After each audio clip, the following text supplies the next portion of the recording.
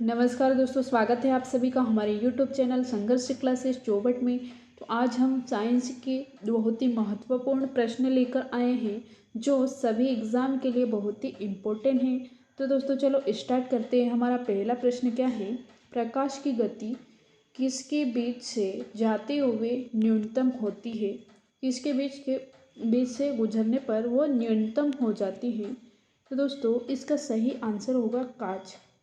कांच के बीच से गुजरती है, मतलब जाते हुए क्या होती है, न्यूनतम कम हो जाती है। और जो प्रकाश की गति है वो किस में अधिक होती है?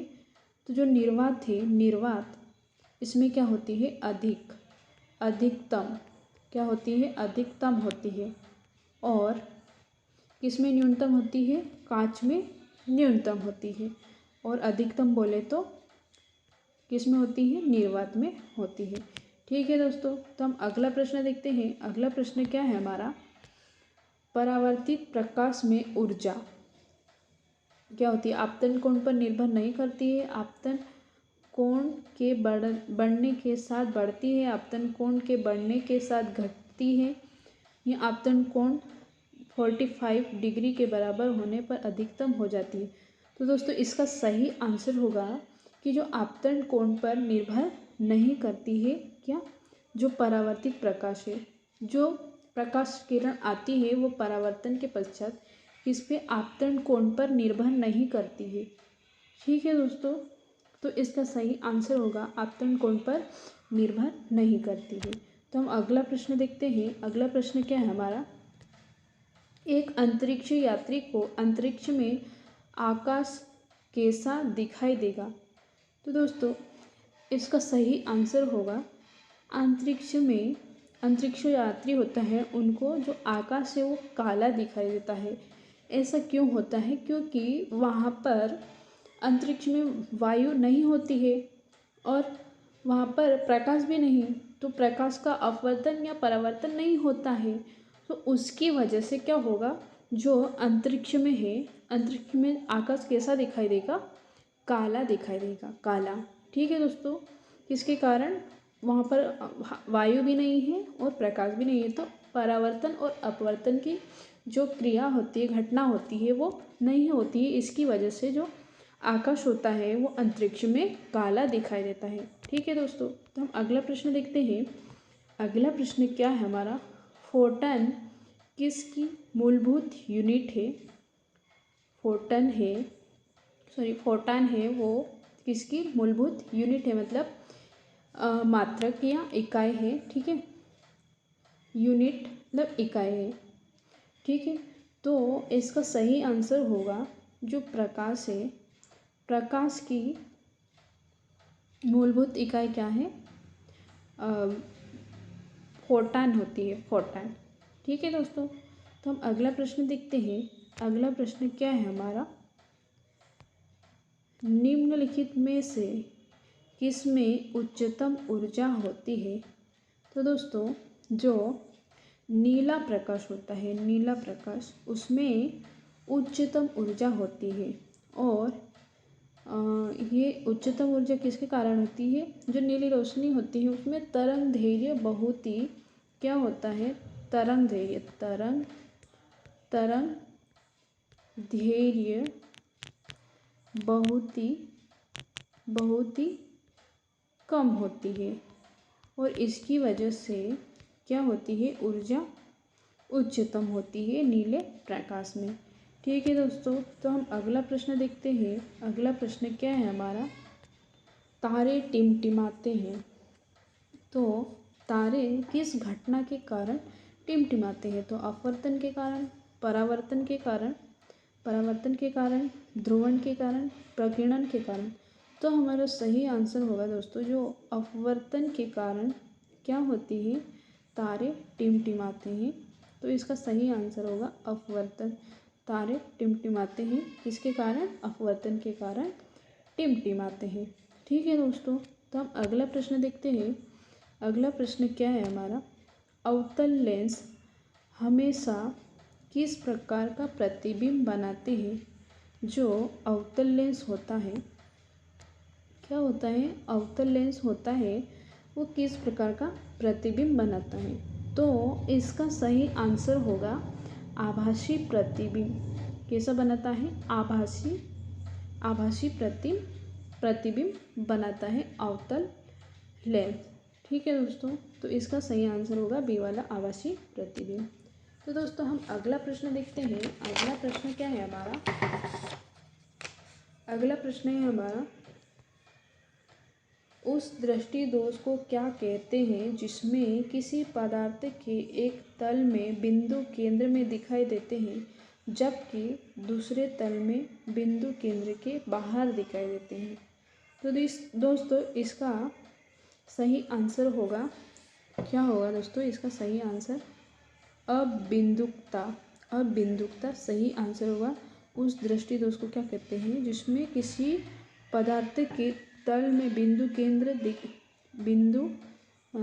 पदार्थ के एक तल में बिंदु केंद्र में दिखाई देते हैं जबकि दूसरे तल में बिंदु केंद्र के बाहर दिखाई देते हैं। तो दोस्तों इसका सही आंसर होगा अबिंदुकता।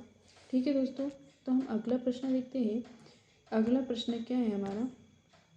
जब प्रकाश की तरंगें वायु से कांच में होकर गुजरती है तब कौन सा क्या होगा? ये परितय नहीं है,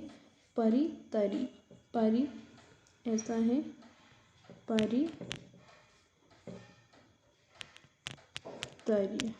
क्या है? परितर्य प्रभावित होंगे। ठीक है दोस्तों, तो इसका सही आंसर होगा केवल तरंगदैर्घ्य तथा वेग। केवल तरंगदैर्घ्य तथा वेग, इसका सही आंसर होगा केवल तरंगदैर्घ्य तथा वेग, सही आंसर होगा। ठीक है दोस्तों, तो आगे बढ़ते हैं। अगला प्रश्न क्या है हमारा? दूरबीन का आविष्कार किया था। जो दूरबीन है उसका आविष्कार किसने किया था? तो इसका सही आंसर होगा गैलीलियो नामक वैज्ञानिक ने किसका आविष्कार किया था?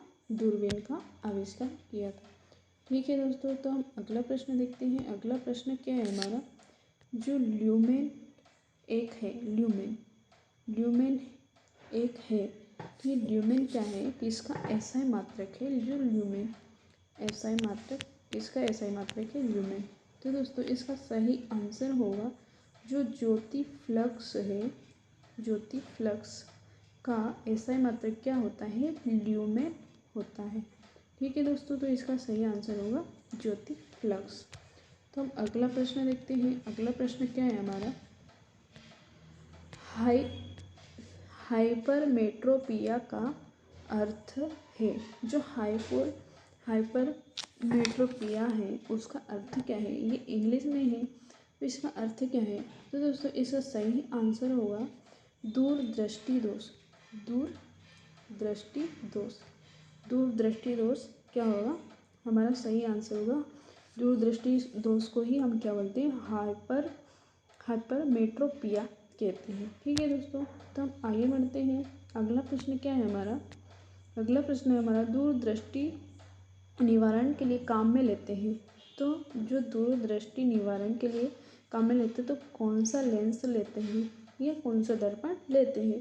तो दोस्तों इसका सही आंसर होगा उत्तल लेंस। सही आंसर होगा दूरदृष्टि दोष के निवारण के लिए क्या लेते हैं? उत्तल लेंस। ठीक है दोस्तों, तो हम आगे बढ़ते हैं। अगला प्रश्न देखते हैं। अगला प्रश्न क्या है हमारा? मायोपिया से क्या तात्पर्य है?